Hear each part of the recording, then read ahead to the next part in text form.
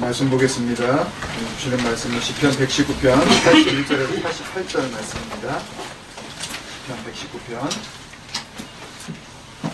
81절에서 88절 말씀.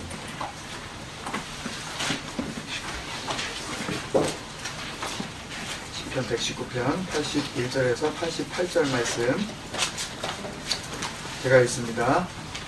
나의 영혼이 주의 구원을 사모하기에 피곤하오나 나는 주의 말씀을 바라나이다.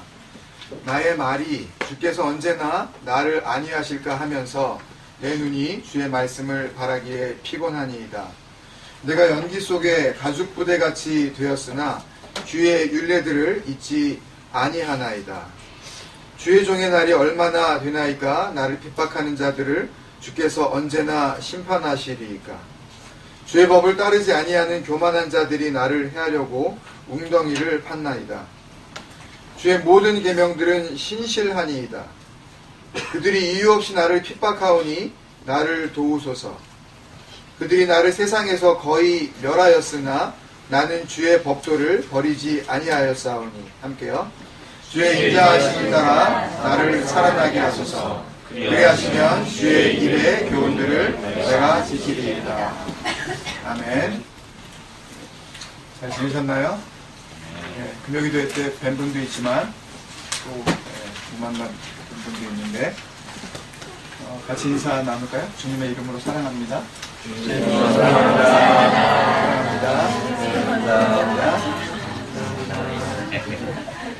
말하시려니까요. 네. 몇 번을 말씀드려요. 네, 말하시니까. 네, 사랑합니다. 꼭 말해야 됩니다.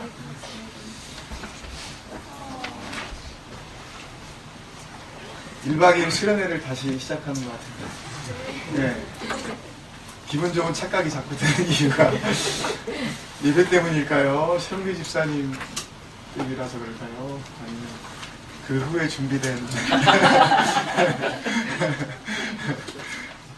감자탕 때문일까요? 감자탕 교회. 모든 것이 다 그런 은혜를 새롭게 하는 그런 환경으로 인도하신 줄로 믿습니다. 김병희 안수 집사님 말씀해 주신 그 부분은 말씀하신 그대로 결정된 게 아무것도 없습니다. 오히려 약간 부정적인 그런 반응이지만 반응이 있었다는 것, 리스판스가 있었다는 것 그 자체에 그냥 감사합니다. 아무도 반응하지 않았어요. 아무도. 그러니까 안 된다는 리플라이라도 해줘야 되는데 그 안 된다는 말조차도 안 하고 못 들어봤습니다. 근데 그런 안 된다는 편지를 일단 보내왔다는 거에 대해서 안 된다는 편지를 왜 보낼까? 안 보내는 것만인데 그 속에서 하나님께서 인도하시는 손길을 느낍니다. 안 된다고 말하는 그 가운데에 같이 하고 싶다라는 그런 그 마음이 담겨있는 그 구절들을 좀 보면서 하나님께서 우리를 지금까지 기다리게 하신 또 그것에 대한 결실을 또 더 기도하게 함으로 맺게 하시려는구나 하는 그런 생각이 더 들어서 오히려 감사했습니다. 그런 마음으로 여러분들도 계속 중보해 주시기를 바랍니다. 어디서나 예배할 수 있어요. 그죠? 어디서나 예배할 수 있습니다. 그렇지만 조금 더 구체적이고 조금 더 우리가 활용할 수 있는 그런 공간들이 있는 곳으로 우리가 같이 나아갈 수 있다면 더 여러 가지 면에서 은혜가 더 풍성해지지 않을까 우리가 기대를 합니다. 네, 그런 마음으로 기도하는 것입니다. 나를 살아나게 하소서 19번째 시간이고요.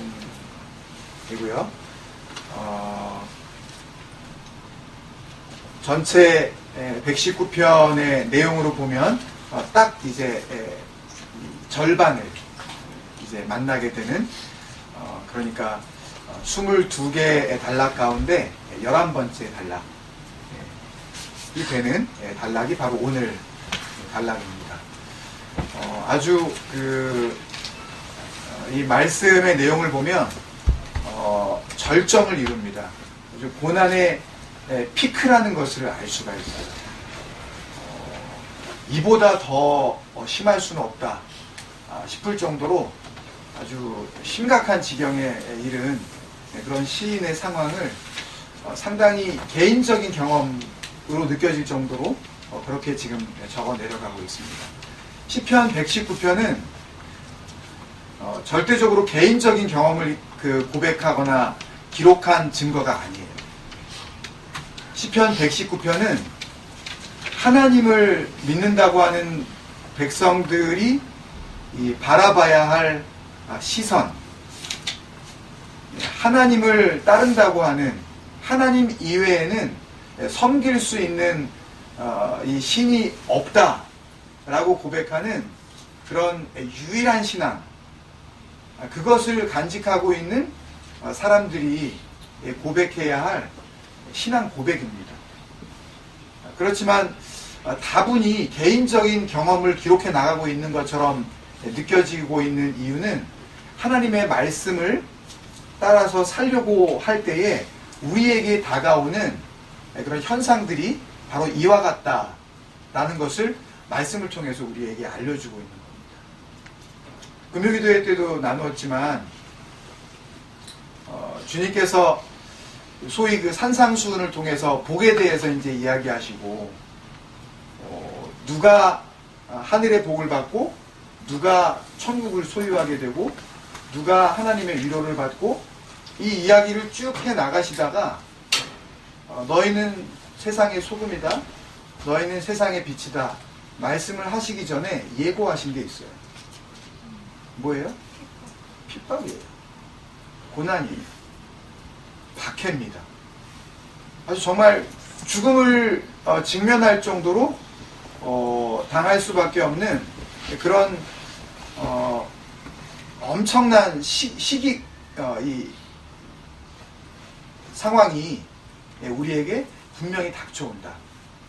하나님의 복을 사모하는 자, 정말 하나님을 따르고자 하는 사람들에게는 이게 피할 수 없는 한 가지 그 국면이 있는데, 그것이 뭐냐 하면 아주 철저한 고통 가운데 우리를 그렇게 다루어 가신다 라는 것이 이 하나님의 참 믿기 어려운 예고입니다. 근데 그 고난 속에서 발견해야 하는 참 진정한 복이 무엇인가, 그리고 그 고난 가운데에서도 우리가 그 고난을 이겨낼 수 있는 힘은 어디에 있는가, 그리고 그 고난의 절정, 죽음이죠. 아까도 김영욱 집사님하고 잠시 그런 이야기를 나누었는데, 일하시는 그 장소에 이제 주일마다 가보시면 수시로 이제 이렇게 할머니 할아버지가 돌아가시고 그 병상이 치워지고 하는 그런 것들을 보면서 하나님을 향한 마음, 또 믿음의 이 생각들이 새로워진다, 이런 말씀들을 나누었는데요. 어젠가 그젠가 배트맨 시리즈 세 번째인가요? 더 다크 나이트 라이즈? 네. 그게 그 이제 막 절찬리에 하여튼 뭐 전 세계에서 이렇게 개봉이 되고 미국에서도 이렇게 또 인기리에 개봉이 되었는데, 뉴스를 다 들으셨겠지만 배트맨 복장을 하고 갑자기 극장에 들어온 24살의 멀쩡한 한 청년 때문에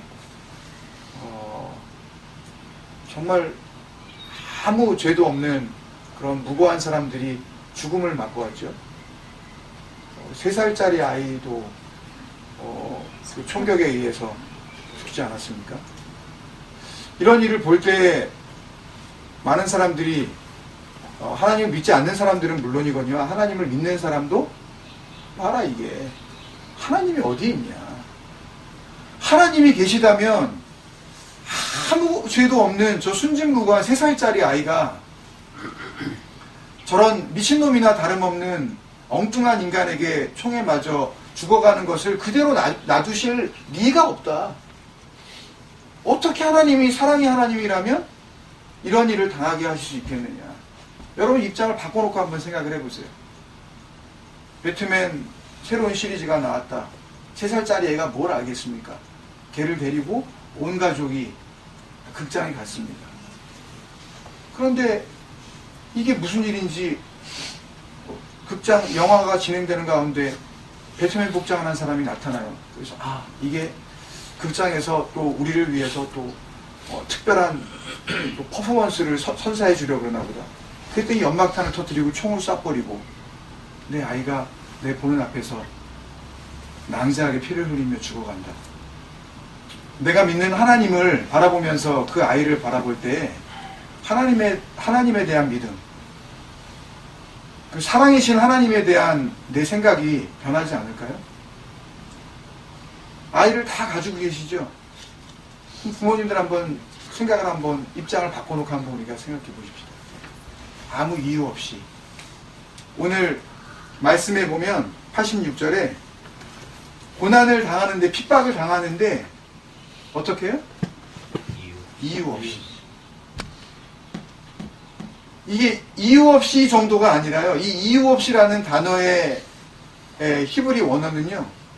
우리가 지난주에도 살펴봤고 이제는 상당히 그 단어의 전문가가 되어버린 쉐커르라는 단어가 쓰여졌습니다. 이유가 없는 게 아니에요.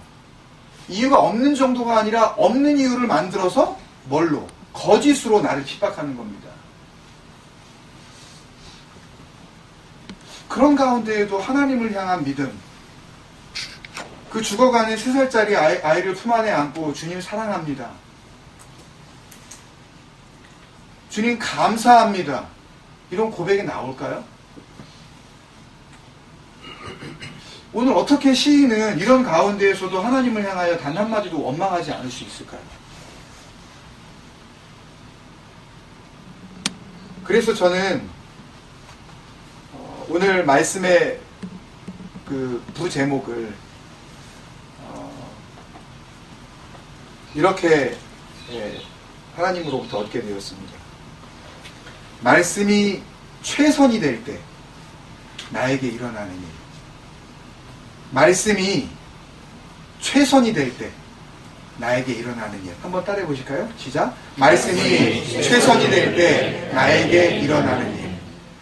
말씀이 the best 혹은 first priority 두 가지 의미를 다 내포하고 있습니다.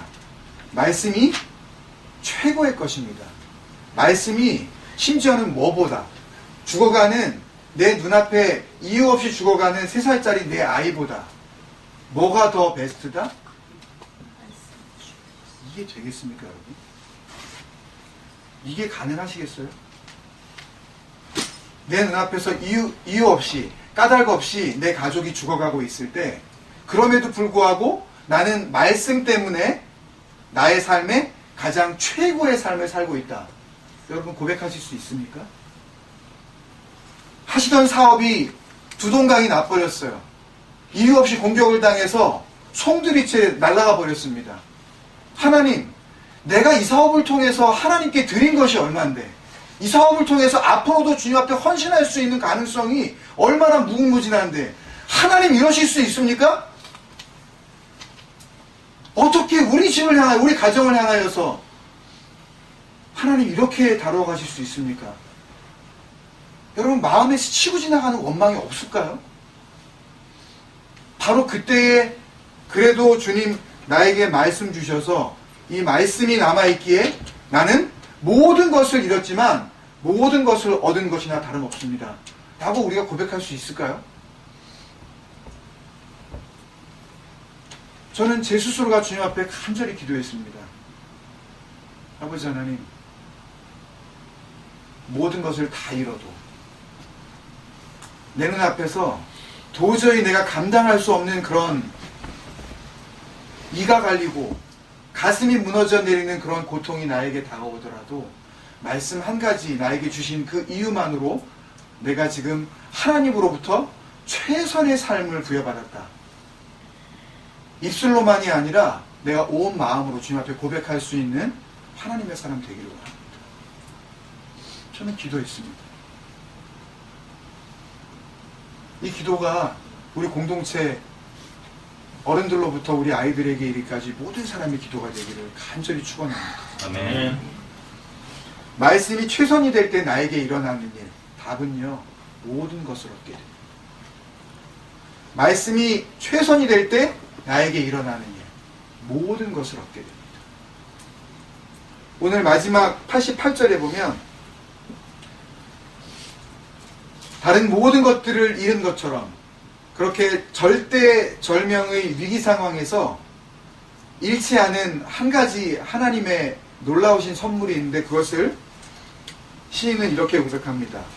주의 인자하심이라고 고백을 합니다. 어느 정도의 상황에서 이렇게 지금 주님의 인자를 노래하는 거냐 하면요.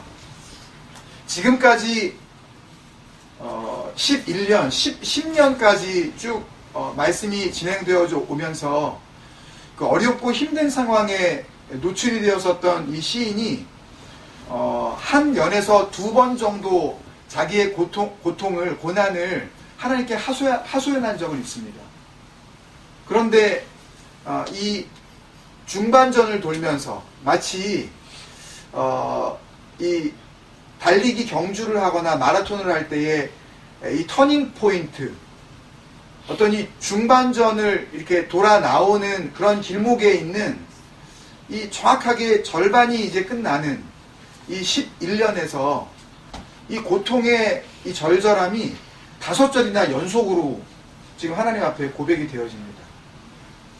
이게 심각한 것은 뭐냐면요. 얼마나 이 고통이 심각했냐 하면 지금까지 88절이 쭉 이 말씀을 향한 감사와 찬양과 고백으로 이루어져 그렇게 기록되어져 왔었던 이 시인이 얼마나 이 고통이 심했는지 하나님의 말씀과 관련된 단어가 단 한 번도 빠짐이 없었던 그런 매 이 구절마다 그런 그 고백이 있었음에도 불구하고 이 마지막 이 11년 이 중반전에 들어서면서 하나님의 말씀에 대한 단어를 순간적으로 잊어버려요.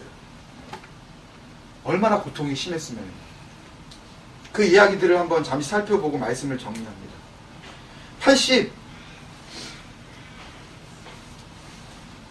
83절부터 87절까지 5개 절인데요. 내가 연기 속에 가죽 부대같이 되었다고 그랬습니다.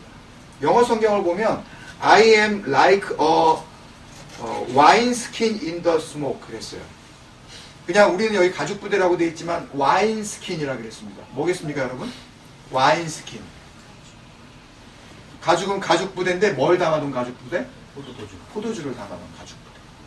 포도주를 잘 익히기 위해서 혹은 거의 음료처럼 사용되어지던 이 이스라엘 지방의 이 포도주는 유목 생활을 하는 이스라엘 백성들의 그 주거 형태상 언제나 이 텐트 안에서 불이 피워지고 그 피워진 불로 인해서 연기가 이렇게 올라갈 때에 한쪽에 매달아 놓은 이 포도주를 담은 이 가죽 부대에 그 연기가 닿아서 새까맣게 그을린 상태. 그래서 이 가죽 부대가 그 연기에 의해서 겉도 새까맣게 변하지만 시간이 가면 갈수록 아예 그 속까지 새까맣게 타들어가는. 그래서 자기 속이 이만큼 지금 타들어가고 있다.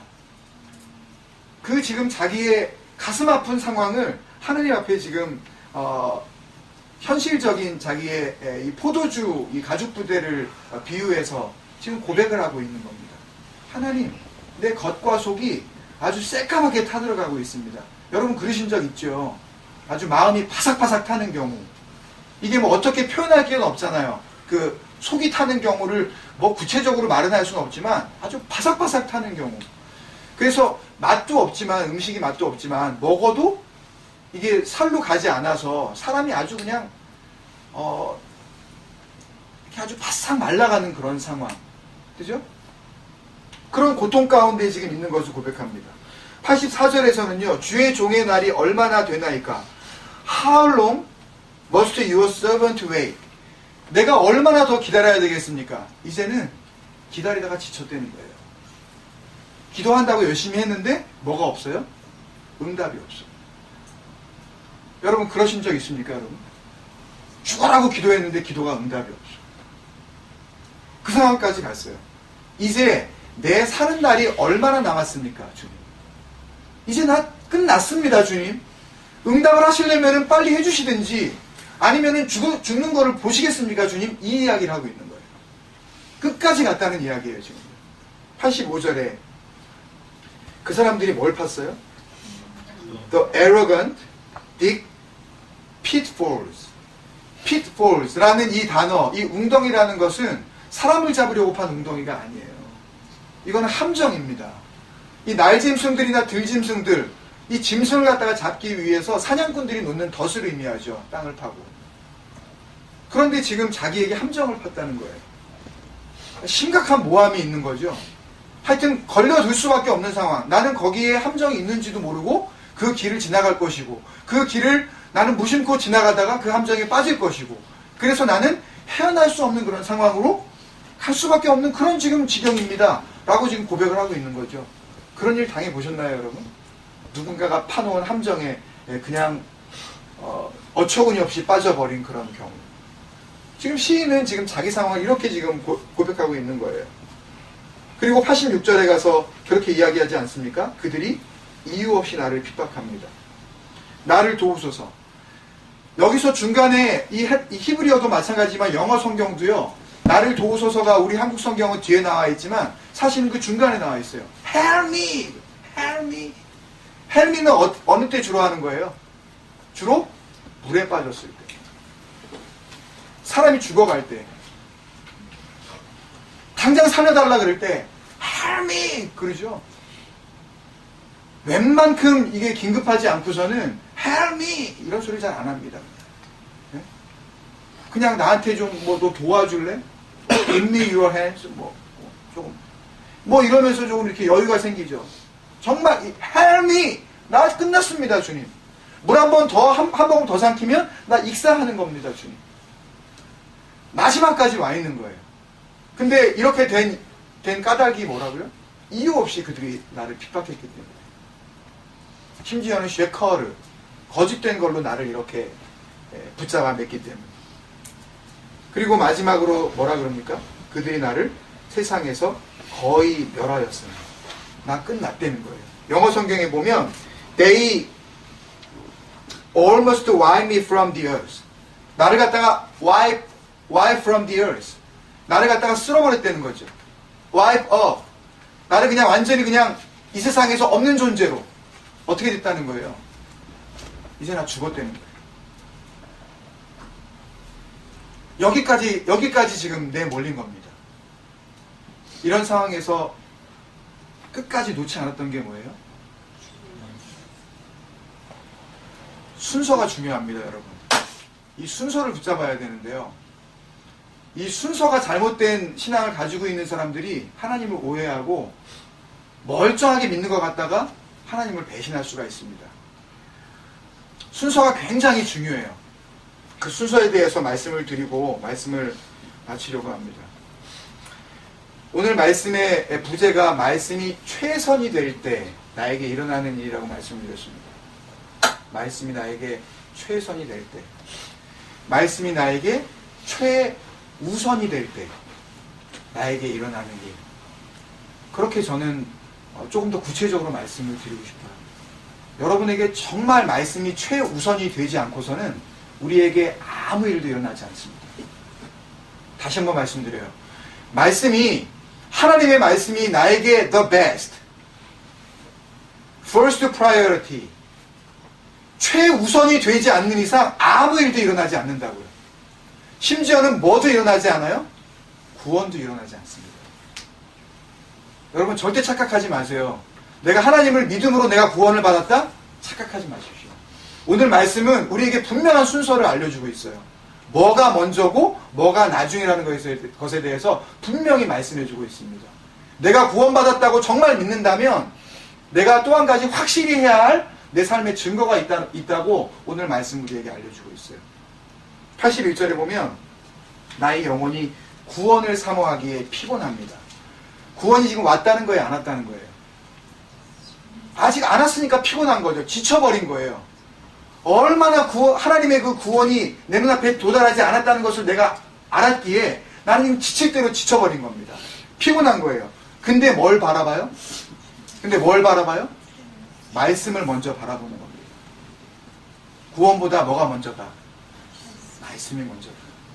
82절에 보십시오. 나의 말이 주께서 언제나 나를 안위하실까? 여기서 안위하실까는 우리가 지난주에도 같이 나누었었던, 또 50절에서도 같이 나누고 욥기 6장 10절에서 같이 나누었었던 네하마티의 원형동사 나캄이라는 단어가 또 한 번 쓰이고 있습니다. 말씀을 통해서 나를 위로해 주실 그 하나님, 말씀이신 그 하나님께서 주실 그 위로, 그 안위하심이 나타나는데 그 안위하심이 나타난 거예요, 안 나타난 거예요? 나 안위하실까? 하면서 언제 나를 안위하실까? 안위하심이 나에게 나타나지 않았어요. 위로가 나에게 나타나지도 않았다고요. 그런데 내 눈은 뭘 바라봅니까? 주의 말씀을 바라봅니다. 어느 정도로? 피곤할 정도로. 너무 그것을 바라보다 보니까 눈이 흐려지는 거예요. 눈이 따가운 거예요. 눈 깜빡이는 것조차도 안타까워서 눈을 부릅뜨고 그 말씀을 쳐다보다가 눈이 흐려질 정도로 말씀 앞에서 눈이 멀어버리는 겁니다. 그 지경까지 이른 거예요. 하나님의 위로하심이 임하기도 전에, 하나님의 구원하심이 나에게 임하기도 전에 나는 먼저 뭘 붙은다? 그래서 로마서 10장에서 뭐라 그랬습니까? 믿음은 들음에서 나며, 들음은 그리스도의 말씀으로 말미암다 그러지 않았습니까? 말씀이 먼저입니다. 말씀을 붙잡지 않고서는 믿음도 없습니다, 여러분. 믿음이 먼저가 아니에요. 말씀이 먼저입니다. 말씀이 있어야 믿음도 있는 것이며, 믿음이 있어야 구원이 가능한 것 아닙니까, 여러분? 전에 한번 말씀드린 적이 있는 것 같은데, 한국에서 이름만 대면 알 수 있는 기독교 전통을 가지고 있는 한 대학교의 총장님으로 오래 봉직하시다가 이제 퇴임을 하신 한 총장님의 그 부부의 이야기입니다. 퇴임을 하고 자식들을 다 이제 출가를 시키고 나니까 큰 집에 사셨나 본데, 너무 노부부 둘이서 큰 집에 사는 것이 너무 부담스러워서 방 2개짜리 작은 아파트로 이제 옮기셨습니다. 짐을 정리하는 것도 참 큰일이죠. 이사를 가보시는 데는 알지만 언제나 이렇게 짐 정리가 큰일이잖아요.